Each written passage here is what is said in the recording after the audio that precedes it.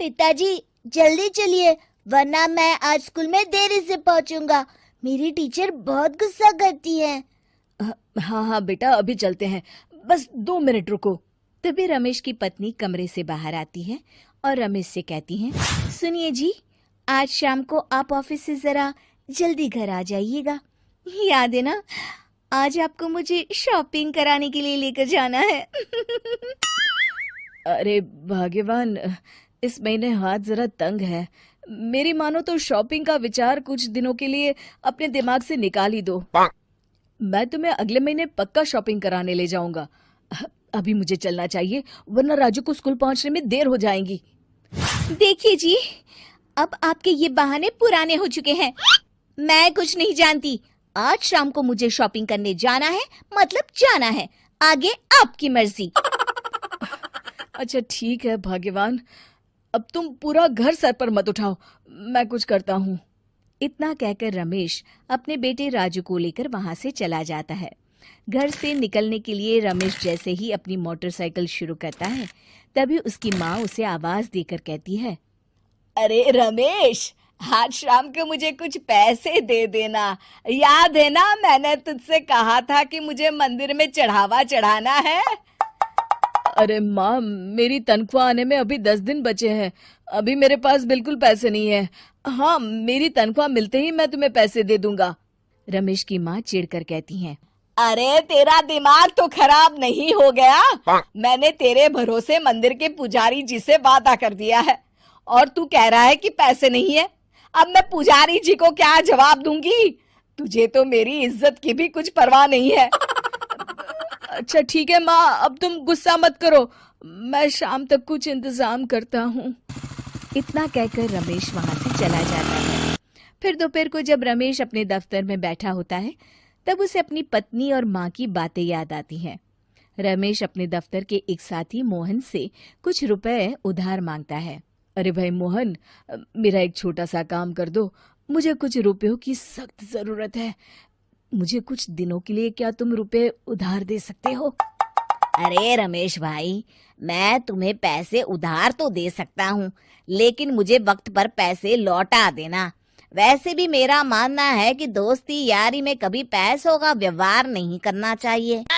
ये कहावत तो तुमने सुनी ही होगी कि उधार प्रेम की कैंची है। मैं नहीं चाहता कि पैसों को लेकर हमारा रिश्ता खराब हो। अरे मोहन, तुम बिल्कुल चिंता मत करो, मैं तुम्हारे पैसे वक्त पर लौटा दूंगा। फिर मोहन रमेश को पैसे दे देता है। शाम को घर आकर रमेश कुछ पैसे अपनी माँ को देता है और साथ ही अपनी पत्नी को भी शॉपिंग कराने बाजार लेकर जाता है।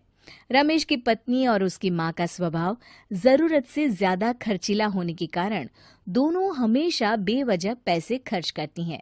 फिर एक दिन, सुनिए जी, अगले हफ्ते हमने छुट्टियों में कहीं बाहर जाने का प्लान बनाया था। आपने पैसों का इंतजाम कर लिया ना? अरे अभी कहाँ, अभी तो मेरे पास बिल्कुल पैसे नहीं है। हम कभी और चले जाएंगे। देखिए जी, मैंने सभी सहेलियों से कह दिया है कि मैं बाहर घूमने जा रही हूँ। अगर मैं नहीं गई तो सब मुझ पर हंसेंगी। आप कहीं से भी पैसों का इंतजाम कीजिए जी। इतना कहकर रमेश की पत्नी वहां से चली जाती है। वहीं दूसरी तरफ रमेश की माँ भी तीर्थ यात्रा जाने की जिद करती है और रमेश से पैसे मांगती है। फिर अगले दिन रमेश एक सेठ से पैसे उधार लेकर अपनी पत्नी और बेटे को घुमाने ले जाता है और अपनी माँ को भी तीर्थ यात्रा पर भेज देता है। लेकिन जैसे ही रमेश अपनी छुट्टियां बिताकर वापस आता है, कर्जदार उसका जीना मुश्किल कर देते हैं। इतना ज्यादा कर्ज एक साथ अपने ऊपर देख रमेश काफी परेशान रहने लगता है। फिर एक दिन राजू की स्कूल की फीस वक्त पर न भर पाने के कारण रमेश को स्कूल में बुलाया जाता है। स्कूल के प्रिंसिपल साहब रमेश को सख्त हिदायत देते हैं कि अगर वक्त पर स्कूल की फीस नहीं भरी गई तो उनके बेटे का नाम स्कूल से काट दिया जाएगा।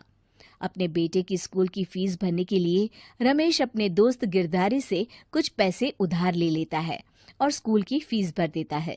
रमेश की माँ और उसकी पत्नी खर्चे और घर की जिम्मेदारी संभालते संभालते धीरे धीरे रमेश पूरी तरह कर्ज में डूब जाता है और तभी एक दिन दफ्तर में काम करते समय रमेश की तबीयत अचानक बिगड़ जाती है और वो बेहोश होकर गिर पड़ता है।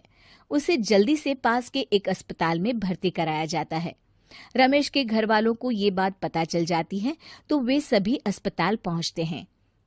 अस्पताल के डॉक्टर साहब उन्हें बताते हैं, देखिए, देर रात तक जागने और जरूरत से ज्यादा काम करने की वजह से इन्हें चक्कर आ गया था। बेहतर यही होगा कि इन्हें कुछ दिनों के लिए पूरी तरह आराम करने दिया जाए। रमेश की हालत देखकर उसके बेटे राजू को बहुत गुस्सा आता है और वो अपनी दादी और माँ से कहता है, माँ, दादी, मैं इतना छोटा हूँ, फिर भी मैं इतना समझता हूँ कि पिताजी दिन रात दफ्तर में काम करके पैसे कमाते हैं। पिताजी अकेला पूरा घर संभालते हैं और आप दोनों अपने फिजूल के खर्चों के लिए उन पर दबाव डालते रहते हैं। आज पिताजी की हालत के जिम्मेदार तो आप दोनों हैं।